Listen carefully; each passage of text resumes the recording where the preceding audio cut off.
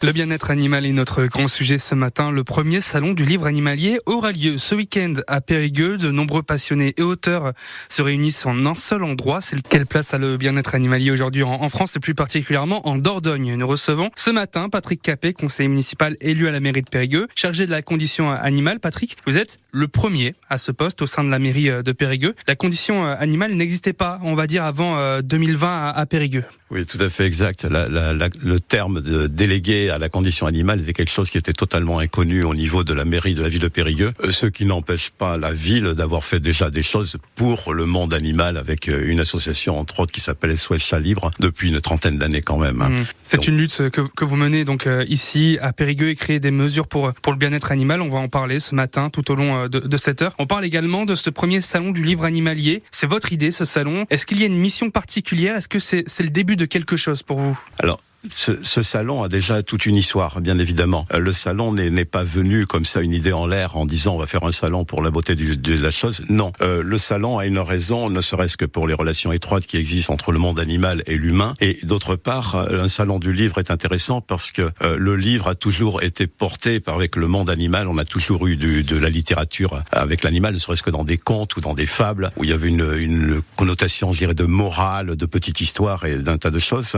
Donc effectivement, le salon répond à, je dirais, pas forcément une demande, mais enfin il répond à quelque chose qui va être de plus en plus croissant aujourd'hui, qui est effectivement cette rencontre, cette cohabitation entre l'homme et l'humain. Alors ça, c'est une façon généraliste de présenter les choses, mais c'est surtout la relation étroite qu'il peut y avoir entre l'homme et l'humain. Il y a une citation que je peux faire, qui est d'un Pascal Pic, qui est un paléontologue dans les années 50, et qui disait à juste titre, l'homme n'est pas le seul animal qui pense, mais il est le seul à penser qu'il n'est pas un animal. Alors ce salon, c'est ce week-end, ce vendredi et samedi au théâtre de l'Odyssée à Périgueux. Comment ça va se dérouler exactement? Alors le salon va se dérouler avec plusieurs temps dans les 2 journées, à savoir qu'il y aura bien sûr des présentations d'auteurs qui vont présenter leurs livres comme vous l'avez déjà évoqué, et à côté de cela il y aura des conférences, effectivement des conférences qui sont très particulières sur des sujets bien définis. C'est ça, il va y avoir Martine Sombrin qu'on a entendu un peu plus tôt. Qui sont les autres grands invités du salon? Alors les autres grands invités, vous aurez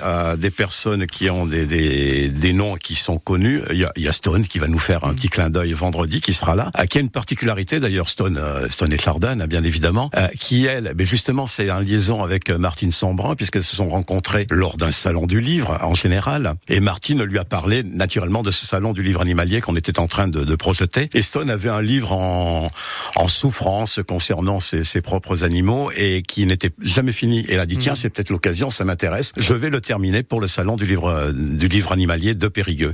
Et donc on aura Stone, on aura d'autres personnes qui sont qui sont du secteur, qui est entre autres Didier Dominguez, Annie Arguido, Gisèle Dutheil, Jean-Claude Allard, Mathieu Ricard.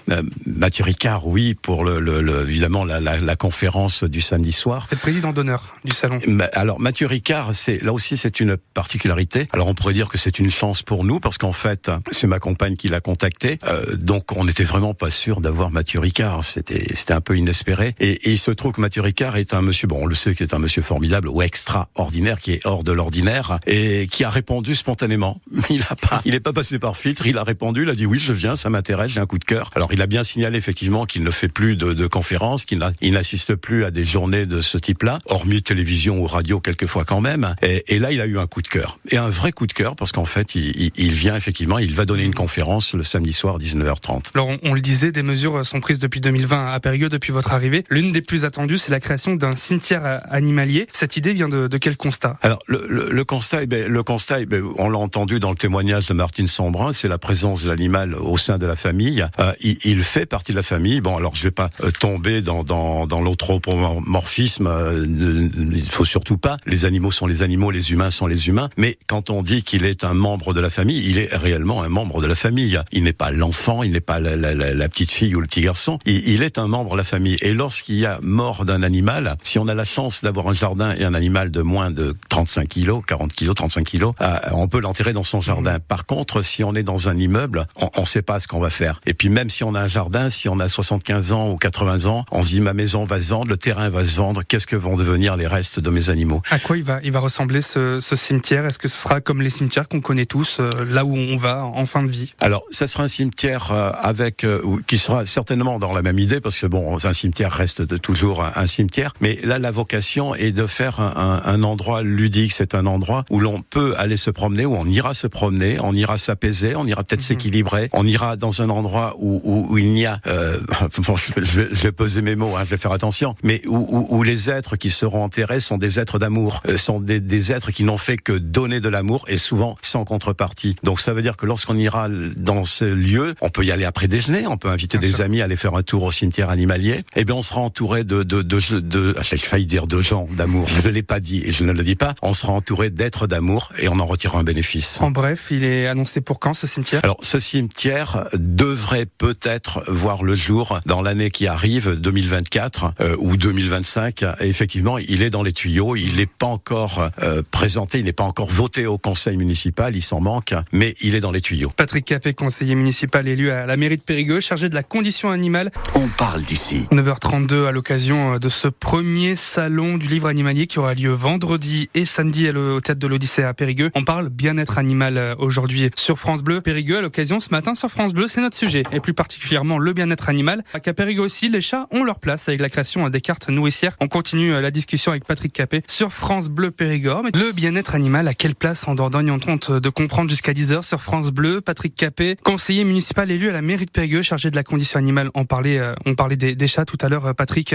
à Bergerac, vous aussi à Périgueux, avec une carte nourrisseuse pour les chats errants qui a été créée. Elle est destinée à quoi cette carte? Alors effectivement, la carte de nourrisseuse, c'est quelque chose qui n'existait pas, en sachant que la préoccupation qu'il y avait par rapport aux chats errants et aux chats effectivement à stériliser existait déjà depuis longtemps, puisque, comme je le disais au préalable, il y a une association qui est SOS Chat Libre qui œuvre depuis une trentaine d'années. Par contre, ce qui se passait, c'est qu'en fait, les personnes, je dis les nourrisseuses, parce que malheureusement, on n'a pas beaucoup de garçons qui se préoccupent de nourrir les chats. Les nourrisseuses interviennent tous les jours de l'année, systématiquement, qu'il pleuve, qu'il vente, qu'il neige.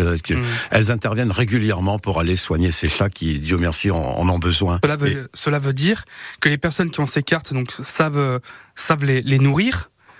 Nourrir les chats, mais d'autres personnes peut-être pas, celles qui ne les ont pas. On doit répondre quand même à quelques critères pour obtenir cette carte. Oui, votre intervention est complètement pertinente, parce qu'effectivement tout le monde ne sait pas exactement comment se comporter avec des chats. Quelquefois, en rendant service à bien d'autres animaux, on crée d'autres soucis, et c'est pas quelque chose qui n'est pas négligeable. Mais surtout, ces cartes ont une vocation de reconnaissance officielle. Pourquoi ? Parce qu'il s'avère que malgré qu'elles soient là pour nourrir les chats, il intervient aussi quelquefois que quelques personnes passent et puis disent c'est un scandale, si honteux de nourrir autant de chats, etc., etc. Alors qu'en fait, le principe même de nourrir et de stériliser fait que nous n'avons à Périgueux pas de population de chats errants à proprement parler. Nous en avons quelques-uns, mais nous n'avons pas de population, parce que cette association œuvre déjà depuis une trentaine d'années sur Périgueux, et pas que Périgueux, puisqu'elle intervient aussi sur l'ensemble du département. Donc ces cartes de nourrisseuses ont une réelle importance pour les personnes qui nourrissent les chats, parce que pour elles aussi c'est une reconnaissance. Elles ne demandent rien, elles ne viennent jamais réclamer quoi que ce soit, et elles font ce qu'il faut faire. Qui contrôle le fait qu'on ait en notre possession cette carte? Alors le contrôle peut se faire effectivement par la police municipale, tout simplement. C'est-à-dire que on peut leur réclamer effectivement leur carte, c'est tout à fait normal.